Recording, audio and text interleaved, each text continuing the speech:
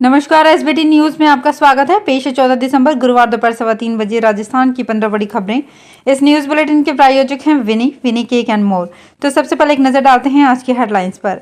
भजनलाल मंत्रिमंडल का formula, loss की 25 सीटें जीतने के समीकरण पर तय होंगे नाम। नए सीएम के साथ मंत्रियों का नहीं होगा शपथ ग्रहण। अब सरकार की नई शक्ल पर टिकी सबकी नजरें। कल सुबह 7 से परसों दोपहर 3 बजे तक रामनिवास बाग में यातायात बंद और अफजाल अंसारी को सुप्रीम कोर्ट से बड़ी राहत, बहाल होगी सांसदी। और अब खबरें विस्तार से। राजस्थान के सीएम भजनलाल के शपथ ग्रहण समारोह से पहले ही नए मंत्रिमंडल गठन की कवायद भी तेज हो गई है। भाजपा लोकसभा की 25 सीटों पर जीत के लिए सोशल इंजीनियरिंग के फॉर्मूले से मंत्रिमंडल में 20 से 25 चेहरे शामिल कर सकती है। इसमें हर जाति व क्षेत्र को प्रतिनिधित्व दिया जाएगा। संघ से जुड़े हुए अनुभवी विधायकों को भी समाहित करने का प्रयास होगा। जातीय संतुलन के लिए जाट, दलित व आदिवासी वर्ग को प्रतिनिधित्व दिया जा सकता है। वहीं 4 से 5 महिला मंत्री भी बनाई जा सकती है। बाद में मंत्रिमंडल का विस्तार सीएम व उप मुख्यमंत्री सहित 30 तक बढ़ाया जा सकता है, यानी अब कुल 27 चेहरों को जगह मिलेगी। सबसे महत्वपूर्ण वित्त व गृह संघ की पसंद व वरिष्ठ नेता को मिल सकता है। राजस्थान की जनता को अभी नए मंत्रियों का इंतजार करना होगा। अल्बर्ट हॉल में शुक्रवार को केवल सीएम और डिप्टी सीएम की शपथ लेंगे। मध्य प्रदेश व छत्तीसगढ़ का ही फॉर्मूला यहां अपनाया जाएगा। पार्टी सूत्रों की माने तो दिल्ली से ही नए मंत्रियों के नाम पर मुहर लगाई जाएगी। सीएम भजनलाल शर्मा, प्रदेश अध्यक्ष सीपी जोशी सहित सभी प्रमुख नेता चर्चा करके मंत्रियों के नाम तय करेंगे। इसके बाद दिल्ली से नामों की घोषणा होगी। मलमास के दौरान ही नए मंत्रियों को शपथ दिलाई जा सकती है। 2013 के तत्कालीन राज्य सरकार में भी मंत्रियों को बाद में शपथ दिलाई गई थी। राजस्थान को नया मुख्यमंत्री और 2 उप मुख्यमंत्री मिलने के बाद अब सभी की नजरें राजस्थान सरकार की नई शक्ल पर टिकी हुई है। भजनलाल सरकार में कौन होगा कैबिनेट मंत्री, तो किसे मिलेगा राज्य मंत्री का जिम्मा, इसे लेकर अब अटकलबाजी और चर्चाओं का सिलसिला परवान पर है। इन्हीं अटकलों और चर्चाओं के बीच एक सवाल ये भी उठने लगा है कि क्या मुख्यमंत्री चयन की तरह मंत्रिमंडल गठन में भी पर्चे सिस्टम अपनाया जाएगा। भजनलाल सरकार में मंत्रिमंडल गठन की कवायद में भाजपा की दिल्ली में बैठे शीर्ष नेतृत्व और नागपुर से संचालित आरएसएस का क्या और कितना रोल रहेगा। सबसे ज्यादा इसी बात को लेकर चर्चाओं का बाजार गर्म है। राजस्थान के मुख्यमंत्री शपथ ग्रहण समारोह 15 दिसंबर को अल्बर्ट हॉल के सामने रामनिवास बाग में आयोजित किया जाना प्रस्तावित है। शपथ ग्रहण समारोह की तैयारियों को लेकर 14 दिसंबर से सुबह 7 बजे से 15 दिसंबर दोपहर 3 बजे तक रामनिवास बाग के अंदर संचालित होने वाला यातायात बंद रहेगा। रामनिवास बाग के बाहरी रास्तों पर अति आवश्यक सेवाओं के वाहनों का आवागमन निर्बाध रहेगा। एसएमएस अस्पताल में दिखाने हेतु मरीज एवं उनके परिजन आ जा सकेंगे। बसपा सांसद अफजाल अंसारी को गैंगस्टर केस में मिली 4 साल की सजा से सुप्रीम कोर्ट ने राहत दे दी है। अदालत ने अफजाल अंसारी की सजा पर फिलहाल रोक लगा दी है। इसके चलते बसपा के अयोग्य ठहराए गए सांसद की बहाली का रास्ता खुल गया है।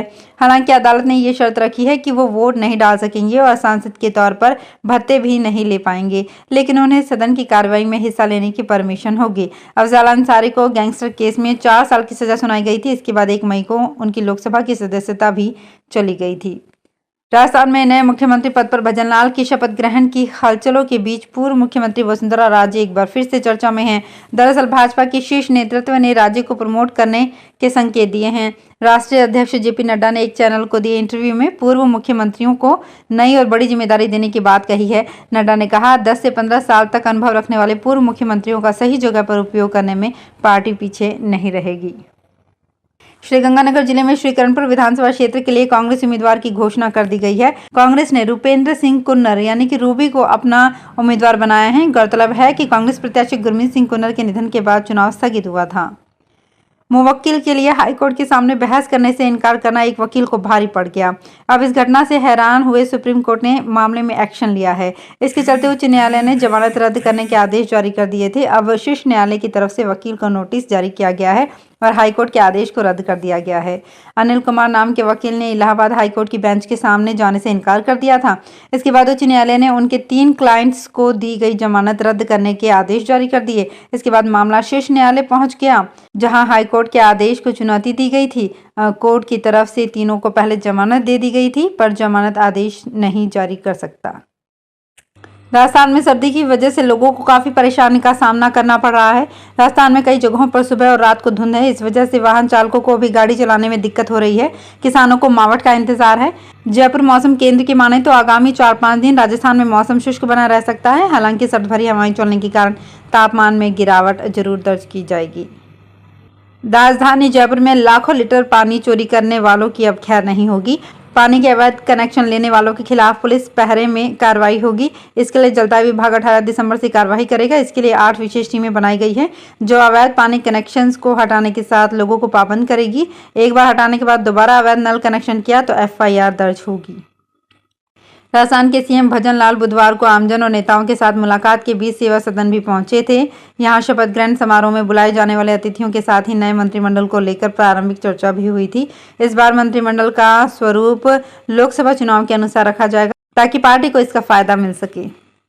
नागौर में प्रदेश की पूर्ववर्ती भाजपा सरकार के कार्यकाल में कला एवं संस्कृति विभाग की ओर से राजस्थान धरोहर संरक्षण एवं प्रोन्नति प्राधिकरण के सहयोग से बनाए गए साधु संतों, लोक देवताओं और महापुरुषों के कई पैनोरमा पर आज ताले लगे हैं। सरकार ने करोड़ों रुपए खर्च कर प्रदेश में 1.5 दर्जन पैनोरमा बनाए ताकि बाहर से आने वाले पर्यटकों एवं भावी पीढ़ी को प्रदेश की सांस्कृतिक, धार्मिक, ऐतिहासिक धरोहर की जानकारी मिल सके। तत्कालीन मुख्यमंत्री वसुंधरा राजे ने 2018 के चुनाव से पहले प्रदेश के 16 पैनोरमा का उद्घाटन किया, जबकि 3 पैनोरमा का शिलान्यास किया था। पाली शहर की टेक्सटाइल फैक्ट्रियों से जुड़ी संस्था CETP फाउंडेशन के अध्यक्ष अनिल गुलेच्छा विवादों में आ गए हैं। मामला यह है कि गुलेच्छा ने अपनी उस फैक्ट्री गुलेच्छा प्रिंटिंग वर्क्स की कॉन्सेंट टू ऑपरेट ले ली जो 2 साल से बंद है। ये खुलासा state bank of India Jaipur के 14 अगस्त 2023 के उस लेटर में हुआ है जो प्रदूषण नियंत्रण बोर्ड जयपुर के चेयरपर्सन को लिखा गया है।